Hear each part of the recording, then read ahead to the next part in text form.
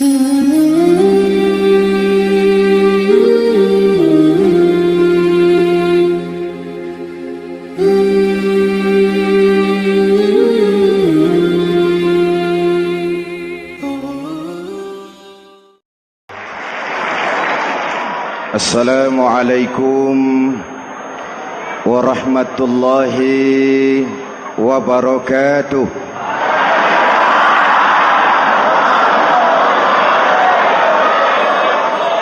Alhamdulillahi rabbil alamin. Wassalatu wassalamu ala ashrafil mursalin Sayyidina wa maulana Muhammadin wa ala alihi wa sahbihi ajmain, amma ba'du. Para ulama yang saya muliakan, hadirin hadirat ma'asyiral muslimin yang saya cintai, banyak kita alami perubahan-perubahan yang terjadi, baik perubahan yang menyangkut sosial budaya, lebih-lebih yang menyangkut sosial politik. Yang tidak banyak mengalami perubahan adalah sosial ekonomi.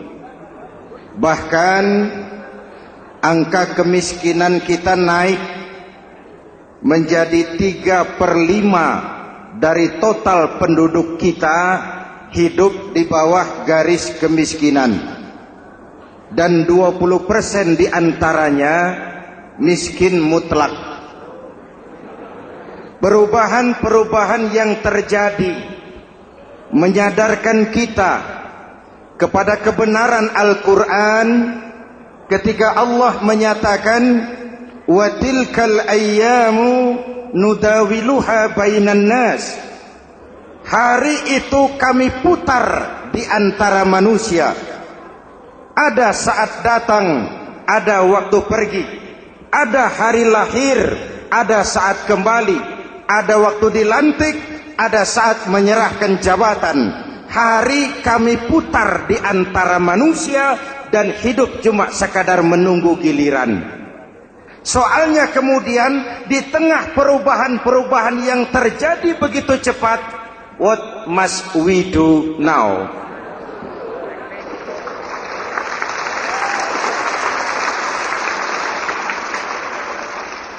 Saya juga nggak ngerti itu. Yang penting kan penampilan. Saudara-saudara kaum muslimin di seluruh tanah air, jadi pemimpin adalah pelayan bagi orang yang dipimpinnya. Okelah, perbaikan ekonomi, pembukaan lapangan kerja baru kita serahkan kepada pemerintah, karena kita percaya mereka orang-orang terpilih belaka yang dipilih dengan kepercayaan akan mampu membawa rakyat keluar dari kesulitan. Amin. Tugas kita sekarang di zaman susah meluruskan akidah. Jangan sampai mbah dukun yang naik ke permukaan. Betul? Islam misinya yang pertama membebaskan manusia dari kemusyrikan. 13 tahun Rasul berjuang di Mekah, menanamkan akidah, meluruskan keyakinan, membentuk iman. 13 tahun membebaskan manusia dari belenggu kemusyrikan. 13 tahun menanamkan la ilaha illallah Muhammadur Rasul dengan seluruh konsekuensinya. Kalau saya yakin tidak ada Tuhan selain Allah, saya tidak akan minta tolong kecuali hanya kepada Allah. Saya tidak akan pernah takut kecuali hanya kepada Allah. Saya tidak akan menggantungkan hidup kecuali hanya kepada Allah. Saya tidak akan minta rizki kecuali hanya kepada Allah. Saya tidak akan melarikan persoalan kecuali hanya kepada Allah. Kalau konsekuen dengan keyakinan ini, mbah dukun nggak dapat tempat.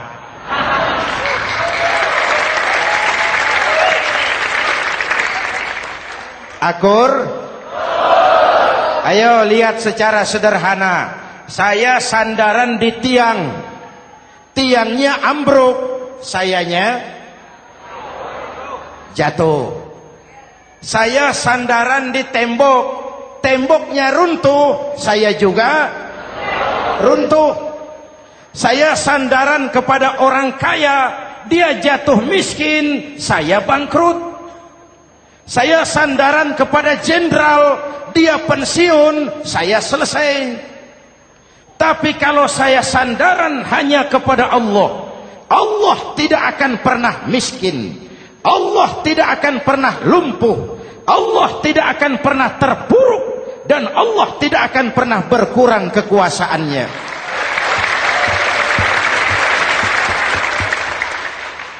Maka umat Islam, sesulit apapun zaman yang kita hadapi, Allah juga tempat kita bersandar. Jelas? Selama ini kita iman dalam ucapan, tapi sekuler dalam perbuatan. Di masjid ada Allah, di kantor Allah tidak ada, maka korupsi merajalela.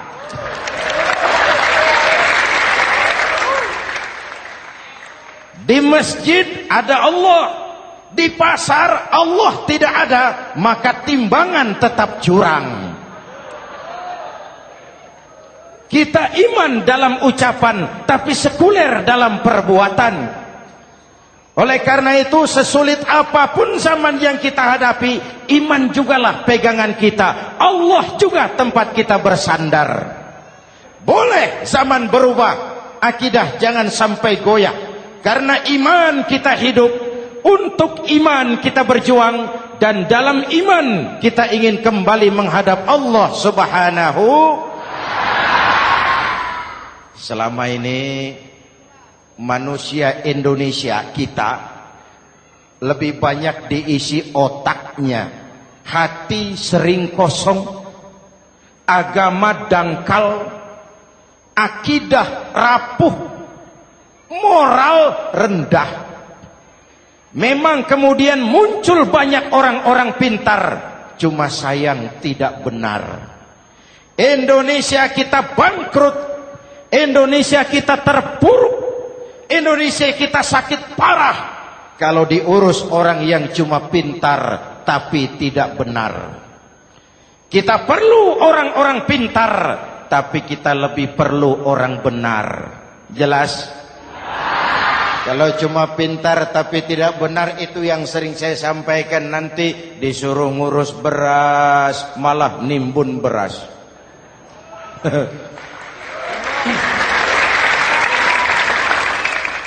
Disuruh ngurus laut malah jadi bajak laut. Disuruh ngurus hutan rame-rame jadi orang hutan. Jutaan hektar hutan Indonesia kita ini merupakan kekayaan sumber daya alam kita yang harus digunakan bagi sebesar-besar kemaslahatan rakyat. Yang disuruh ngurus hukum malah bikin hukum seperti pisau, tajam ke bawah, tumpul ke atas. Jangan heran lalu di masyarakat muncul street justice, pengadilan jalanan, sebagai refleksi dari ketidakpuasan melihat sikap hukum yang sangat berpihak. Kalau yang kecil salah, hukum cepat-cepat ditegakkan.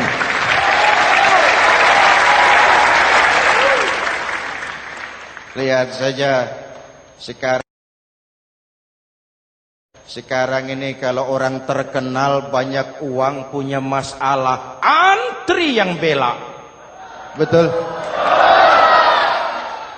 Tapi saudara lihat si Marsinah di Jawa Timur, si Sengkon dan Karta di Jawa Barat, si Udin Bernas wartawan Jogja, terseok-seok mencari keadilan, sampai hari ini urusannya masih remeng-remeng. Kenapa bisa begitu? Jawabannya sederhana, tidak ada fulus. Ada fulus mulus, tidak ada fulus manfus. Betul? Jangan sampai para penegak hukum kita terjebak pada lagu baru, maju tak gentar, membela yang bayar. Biar bertentangan dengan nurani, biar bertentangan dengan public opini, biar bertentangan dengan rasa keadilan. Siapa yang bayar, itulah majikan. Mau benar atau salah, belain terus. Kalau seperti inilah hukum kita, mafioso keadilan akan tetap gentayangan. Hadirin yang saya hormati, 13 tahun beliau berjuang di Mekah, meluruskan keyakinan, memantapkan akidah, meneguhkan iman. Dari situ segalanya dimulai, dan ke situ segalanya akan menuju.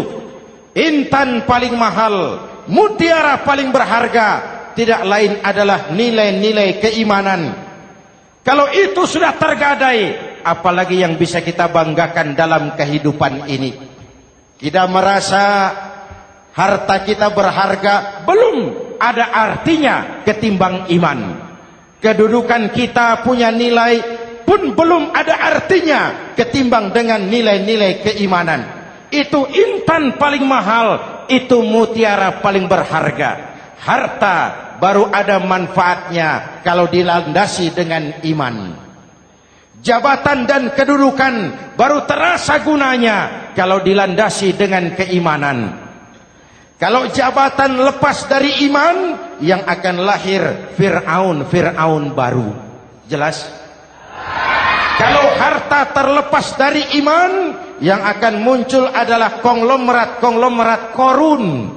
Kalau ilmu pengetahuan terlepas dari nilai dasar keimanan, maka yang akan muncul adalah ilmuwan-ilmuwan pelacur yang menyalahkan yang benar, membenarkan yang salah untuk kepentingan pribadi.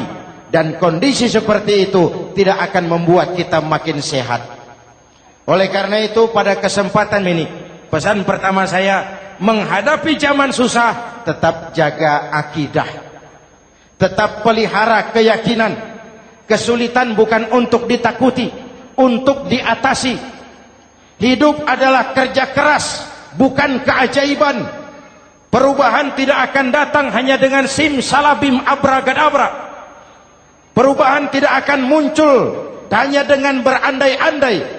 Perubahan tidak akan turun dari langit seperti turunnya embun di waktu malam. Perubahan adalah kerja keras. Sehingga Al-Quran membimbing kita, innallaha la yughayyiru ma biqaumin hatta yughayyiru ma bi anfusihim. Allah tidak akan mengubah keadaan suatu bangsa kalau mereka tidak mau mengubah apa yang ada di dalam diri mereka. Yang ada di dalam diri itu rule of thinking, state of mind, cara kita berpikir, cara kita memandang kehidupan, cara kita mengatasi persoalan. Hadirin yang saya hormati, inilah iman. Berangkat dari ini kita menyadari, ini ujian buat kita rakyat. Dan kita rakyat Indonesia ini kalau sama susah sih sudah kenyang. Ya Pak? Ya Pak? Kita ini sebagai bangsa mengalami apa yang disebut oleh Bung Karno up and down. Naik, turun, timbul, tenggelam, pasang, surut. 350 tahun dijajah oleh Belanda, kita susah. Berangkat Belanda, masuk Jepang, susah lagi. Pergi Jepang, datang nikah, susah lagi. Lalu kita merdeka, dirongrong oleh berbagai pemberontakan, susah lagi. Makan bulgur, antri minyak. Lalu PKI berontak, susah lagi. Muncul orde baru, lama-lama susah lagi. Orde baru selesai, naik reformasi, mulai repot nasi, susah lagi.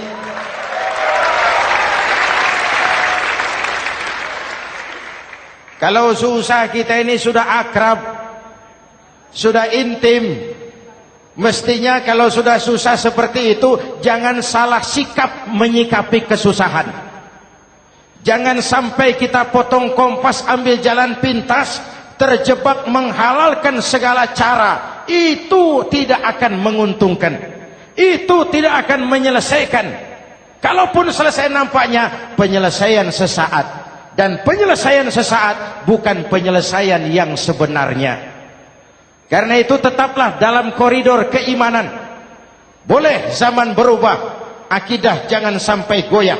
Silahkan masa berganti, tapi keyakinan jangan mati. Sekali la ilaha illallah sampai tetes darah paling penghabisan, tetap la ilaha illallah. Sanggup? 3 orang. Sanggup? 21. Sanggup? Kalau sanggup kita harus konsekuen. Saudara-saudara di seluruh tanah air, misi yang kedua dari Islam setelah membebaskan manusia dari kemusyrikan, membebaskan manusia dari ras diskriminasi, mengikat manusia dengan tali akidah.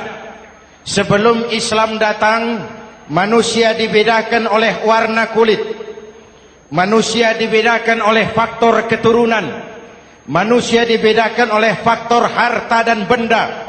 Adalah Rasul yang mengajarkan, innallaha la yanzuru ila suwarikum wala ila amwalikum walakin yanzuru ila qulubikum wa a'malikum. Allah tidak melihat potonganmu, Allah tidak melihat hartamu. Yang Allah lihat itu adalah hatimu dan amal perbuatanmu. Jauh sebelum Amerika teriak-teriak membanggakan apa yang mereka sebut sebagai Declaration of Independence, Nabi sudah mengajarkan kepada kita semua, An-nas kulluhum li Adam wa Adam min turab la fadla li Arabiyyin ala ujamiyyin illa bittaqwa. Seluruh manusia berasal dari Adam. Adam diciptakan dari tanah. Tidak ada kelebihan Arab dengan yang bukan Arab kecuali takwanya. Jauh sebelum Amerika mencanangkan bahwa semua manusia dilahirkan sama, that all men are created equal. Jauh sebelum itu Islam sudah membebaskan manusia dari ras diskriminasi. Apa dalam konteks kekinian menghadapi zaman susah tetap jaga kerukunan? Ya Pak, ya Bu, oi Bu.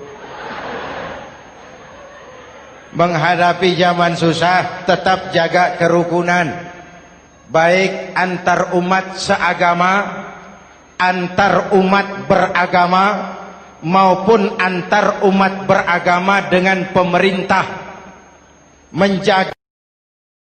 Menjaga kerukunan. Jangan saling sikat sikut di antara kita. Sebab kalau sudah rukun, saya ajak berhitung. 1 ditambah 1 sama dengan, itu matematika namanya. Hasilnya pasti. Tapi angka sosial hasilnya aneh. Saya ubah jadi angka sosial. Ayo kita berhitung lagi. 1 orang takut ditambah 1 orang takut sama dengan 2 orang setengah berani. Kenapa setengah berani? Karena sudah berdua. Tadi kan takut sendiri. Kalau sama-sama takut berkumpul jadi setengah berani. Kalau ditambah 1 orang takut lagi, 1 orang takut ditambah 1 orang takut ditambah 1 orang takut sama dengan 3 orang berani. Kenapa jadi berani? Karena sudah bertiga.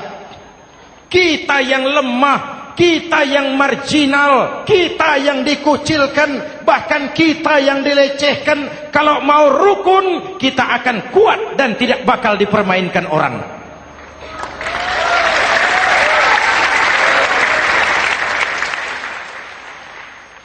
Tapi kalau rukunnya yang satu mau menikam yang lain, saya ajak berhitung lagi. Yuk berhitung yuk. 1 ekor ayam ditambah 1 ekor musang sama dengan 1 ekor musang. Kemana ayamnya? Dimakan musang. Betul nggak nih hitungan? Ayo kita hitung lagi. 1 ekor ayam ditambah 1 ekor musang sama dengan 1 ekor musang. Kemana ayamnya? Dimakan musang. Jadi kalau kita suka kumpul dengan orang yang mau makan kita, selesailah kita.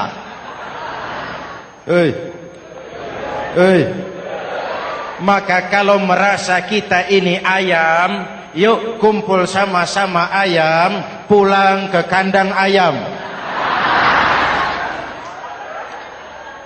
Kalau ada ayam kumpul ke kandang musang, itu namanya ayam minum baygon. Jelas? Menjaga kerukunan. Pertama, antar umat seagama, sesama muslim harus saling menjaga, harus saling memelihara.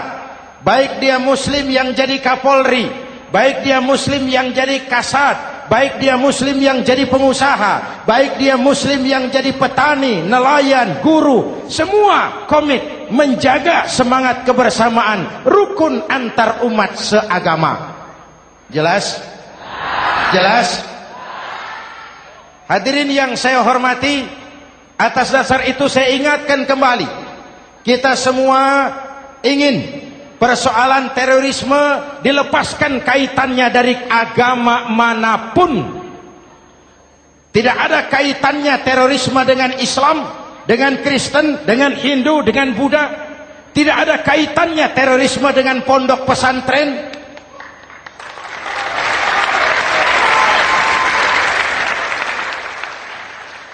Jangan sampai pesantren jadi kambing hitam. Karena sejak zaman penjajahan, pesantren sudah terbukti memberikan kontribusi bagi perjuangan memerdekakan rakyat Indonesia. Rukun antar umat seagama. Yang kedua, rukun antar umat beragama. Islam ini rahmatan lil.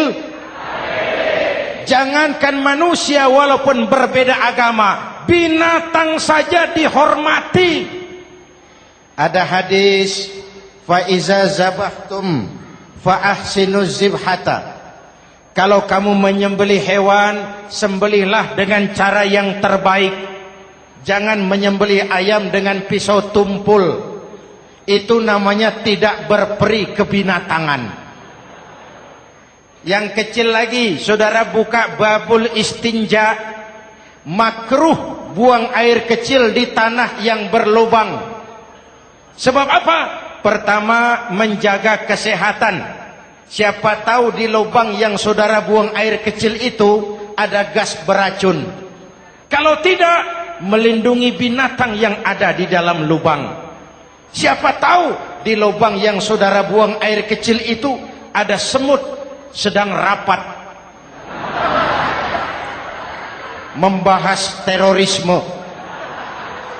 Apa dosanya lalu mati dikencingi? Ini namanya rahmatan lis semut.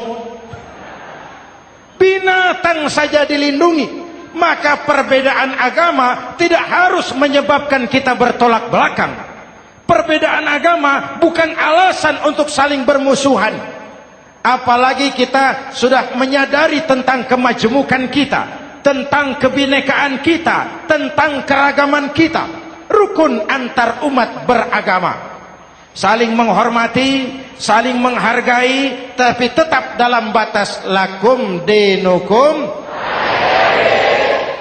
Lalu rukun antar umat beragama dengan pemerintah. Hadirin yang saya hormati, yang benar kita dukung, yang salah kita perbaiki dan kita tegur menurut cara-cara yang diajarkan oleh agama kita. Dan sholat berjamaah, pendidikan bernegara yang paling bagus. Tadi kita sholat ada imam, ada makmum, betul? makmum wajib ikut imam kalau imam benar sholatnya.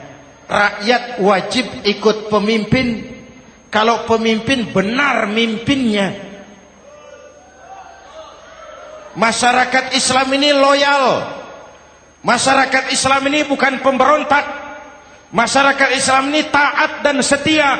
Kapan? Kalau imamnya benar. Imam takbir, makmum. Imam ruku, makmum. Imam i'tidal, makmum. I'tidal. Imam sujud, makmum. Tapi kalau imam keliru, mestinya imam ruku malah sujud. Salah imam ini. Tegur. Siapa yang wajib negur? Makmum yang sop terdepan. Anggota DPR.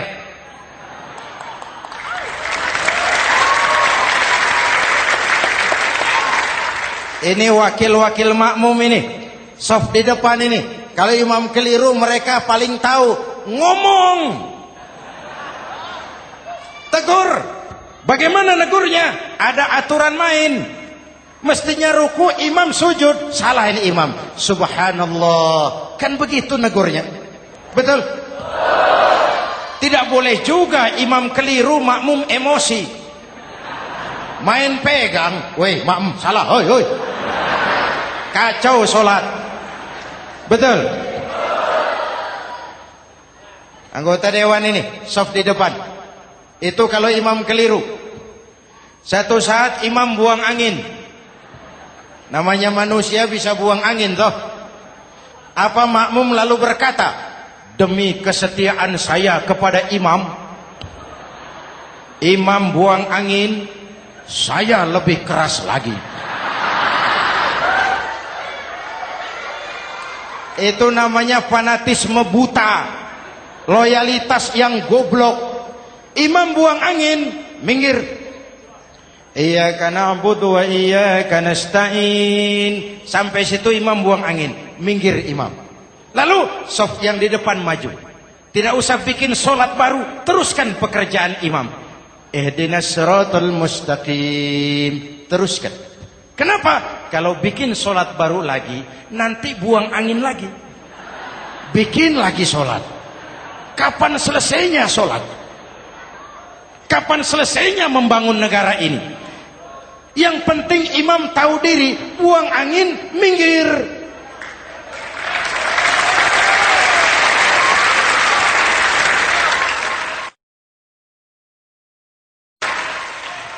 Ini kacaunya sholat berjamaah kita sekarang. Kacaunya negeri kita sekarang. Banyak imam sudah buang angin, gengsi. Diam aja merasa nggak punya salah. Dikasih tahu sama makmum, imam tadi buang angin ya, malah jawab sedikit. Apa kalau sedikit lalu tidak batal sholat itu? Mekanisme kehidupan sosial yang diatur lewat tuntunan sholat berjamaah. Sehingga Nabi berpesan, kun imaman muta'an au ma'muman muti'an fala takun thalisan jazu'a. Kalau jadi pemimpin, jadilah pemimpin yang ditaati. Kalau jadi makmum, jadilah makmum yang mentaati. Jangan jadi golongan ketiga pemecah belah. Di depan tidak jalan, di belakang takut, ditaruh yang di tengah, di depan didorong, yang belakang ditendang. Ini namanya biang kerok. Saudara-saudara, dari uraian singkat ini saya ambil beberapa catatan pokok. Pertama, kalau ada intan paling mahal, kalau ada mutiara paling berharga dalam hidup kita, itu tidak lain adalah karena keyakinan. Hidup jadi indah, hidup jadi berharga, hidup jadi berarti kalau didasari atas sebuah keyakinan. Dan keyakinan itu tidak lain adalah nilai iman kita, akidah kita kepada Allah Subhanahu wa ta'ala. Yang kedua, tetap menjaga kerukunan. Sesulit apapun zaman yang kita hadapi, kita tetap harus menjaga semangat kebersamaan. Kita harus tetap menjadi lem perekat yang menjaga keutuhan, baik sebagai bangsa maupun sebagai umat. Perbedaan adalah wajar, harus dihormati sebagai ciri kehidupan berdemokrasi. Tapi jangan perbedaan menjadi sebab kita bermusuhan, dan jangan perbedaan menyebabkan kita saling berpecah belah. Hormati perbedaan, jangan perbedaan dipandang sebagai permusuhan. Dengan akidah yang kuat dan kebersamaan yang kokoh, ayo kita hadapi kesulitan, kita atasi kesulitan, dan dengan kerja keras untuk menyongsong hari esok yang lebih pasti. Mari kita Fatihah, semoga Allah memelihara kita bangsa Indonesia. Ala hadhihi niyah wa ila hadratin Nabi. Al-Fatihah.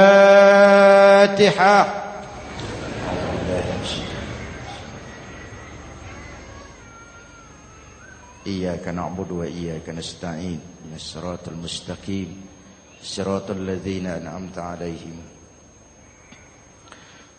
بسم الله الرحمن الرحيم آمين الحمد لله رب العالمين اللهم صل وسلم وبارك على سيدنا محمد وعلى آله وصحبه أجمعين اللهم ربنا تقبل منا صلاتنا وصيامنا وقيامنا وتخشعنا وتعبدنا وتمم تكسيرنا يا أرحم الراحمين اللهم أصلح من في صلاحه صلاح المسلمين اللهم أهلك من في هلاكه صلاح المسلمين اللهم ربنا لا تؤاخذنا إن نسينا أو أخطأنا ربنا ولا تحمل علينا إصرا كما حملته على الذين من قبلنا ربنا ولا تحملنا ما لا طاقة لنا به واعف عنا واغفر لنا وارحمنا أنت مولانا فانصرنا على القوم الكافرين اللهم اجعلنا من السعداء المقبولين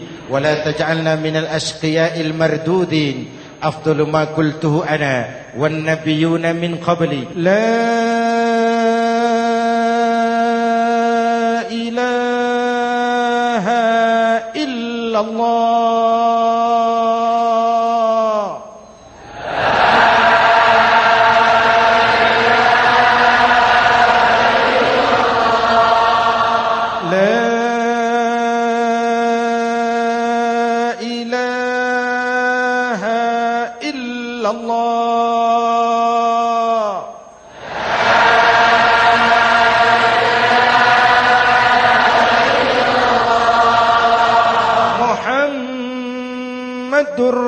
رسول الله